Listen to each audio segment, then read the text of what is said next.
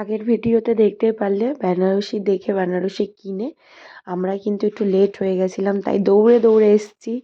বেনারসে গেছি আর বেনারসের আরতি দেখবো না তা তো হতে পারে না, সিট নেওয়ার জন্য। তাছাড়া ওখানে দেখতেই পাচ্ছ নৌকা আছে, নৌকাতে ভ্রমণ করতে করতেও মানুষজন আরতি দেখছিল। বাট আমরা এখান থেকে দাঁড়িয়ে দেখছিলাম, খুবই ভালো একটা নাজারা। তখন অনেক কিছু মানে সেট হচ্ছে আরতি হবে বলে, তারই মধ্যে আমাদের চোখে পড়লো ওখানকার লোকাল গ্রুম আর ব্রাইডকে।